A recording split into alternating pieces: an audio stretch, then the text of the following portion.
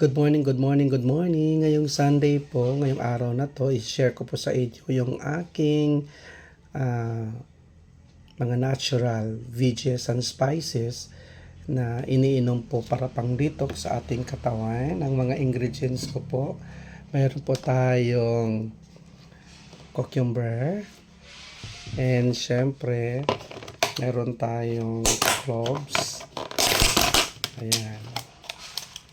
Yung cloves natin, mga papadayan. Ayan. Sa cloves po ay 5 lang po yung ginagamit ko. Ayan. And syempre, yung ating cinnamon stick. Ayan. Ito naman cinnamon stick po, pinababad ko na ito sa dito po sa glass. Kasama po ang ginger. Ayan. May ginger, may ano na rin ito actually. Meron na rin itong tawag nito garlic. Meron na rin itong cloves. So 5 minutes ko po o 5 to 10 minutes binababad ko dyan para lalabas yung katas ng cinnamon at saka ng cloves. And syempre ang ating apple cider vinegar, yan. 2 kutsara po yung nilalagay ko. And 1 kutsara po ng pure honey.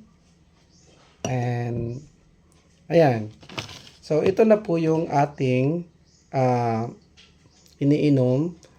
3 tangkay po nung malunggay. Ayan. So ito naman, actually 3 beses ko ito ginagamit. Ayan, 3 hati ito bago ko siya iniinom, mga papatayan. So ayan po yung aking iniinom. Healthy lifestyle po tayo. Siyempre para malinisan ang ating katawan, pang detox po ito. Pang detox po itong iniinom ko, mga papatayan. So ayan po, more video po sa aking mga ginagamit. At syempre, dinadagdagan ko pa pala ito. Sometimes, nilalagyan ko ng sibuyas kasi antibacterial man yun, anti-inflammatory yun. And syempre, may lemon. Kailangan lagyan natin ng lemon yun.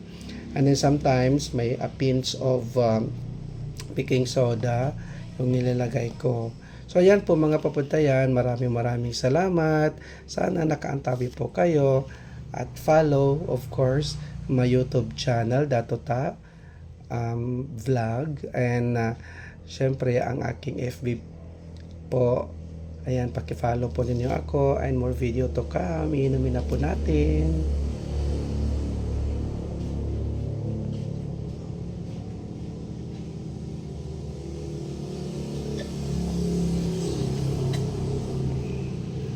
Ayan.